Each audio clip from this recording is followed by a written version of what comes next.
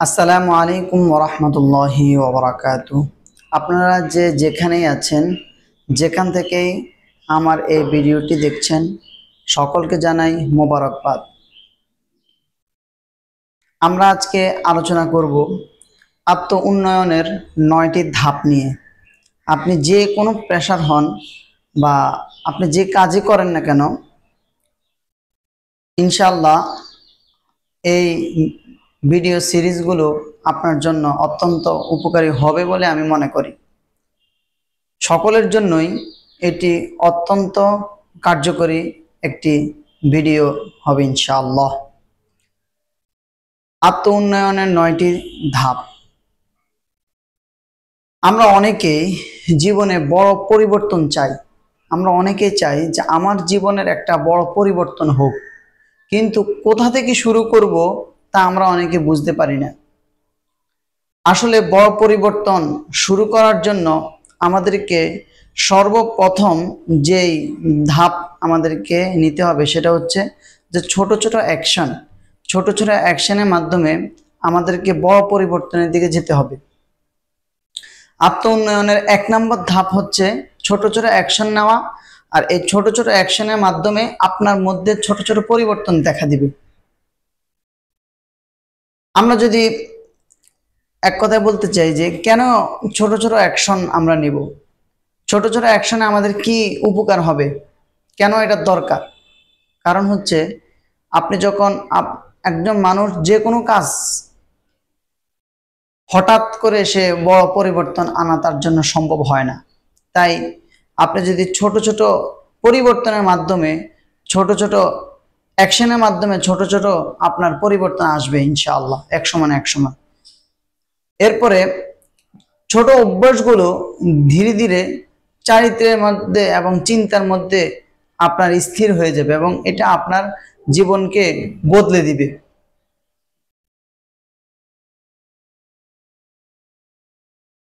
যেমন যে কোনো একটা বিশাল বা অনেক বড় একটা গাছ, আপনি সেই গাছটাকে একদিনেই বড় করা সম্ভব হয় না। সেটাকে আপনাকে একটা গাছে একটা বীজ রোপণ করতে হয়। এরপরে দৈনিক আস্তে আস্তে আস্তে আস্তে পরিচর্যার মাধ্যমে সেই গাছটা একসময় আপনার বট বৃক্ষ বলেন বা যে কোনো গাছ বলেন, সেটা একসময় বড় আকারে ধারণ করে। শুধু গাছ নয়, প্রতিটা মানুষ বলেন বা প্রত্যেকটা সেক্টরে আপনি যদি একটু চোখ বন্ধ করে চিন্তা করেন, প্রত্যেকটা জিনিসের শুরুটা হয় ছোট থেকে, ছোট বীজ থেকে শুরু হয়। ছোট থেকে আপনি যত সুন্দরভাবে, যত গোছানোভাবে এর পরিচর্যা করতে পারবেন, এটার বিশালতা তত দেখা দিবে।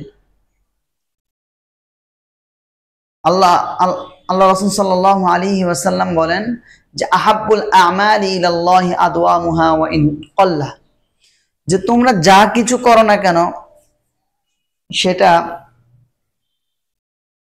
ধারাবাহিকভাবে করার চেষ্টা করা, যদিও সেটা অল্প হয়। তো এখানে অল্প দ্বারা উদ্দেশ্য কি, যে আপনি যে কোনো কাজ যখন ছোট ছোট করে আপনি ভাগ ভাগ করে শুরু করবেন, সেটা দীর্ঘস্থায়ী বা সেটা অনেক দিন চালিয়ে নিয়ে যাওয়া বা সেটা আপনি অনেক দিন করা আপনার দ্বারা সম্ভব হবে এবং কনসিস্টেন্সি ধরে রাখাটা আপনার জন্য সহজ হবে। আর যখন এই ছোট ছোট অর্জন এক সময় আপনার বিশাল একটা ধনভাণ্ডারে আপনার পরিণত হবে। এখান থেকে বোঝা যায় যে আল্লাহর কাছে বা আল্লাহ রাসূল সাল্লাল্লাহু আলাইহি ওয়াসাল্লামের কাছেও ছোট ছোট আমল বলেন বা ছোট ছোট পদক্ষেপ, এগুলো খুবই গ্রহণযোগ্য। ছোট ছোট পরিবর্তনের প্রয়োজনীয়তা কেমন হতে পারে?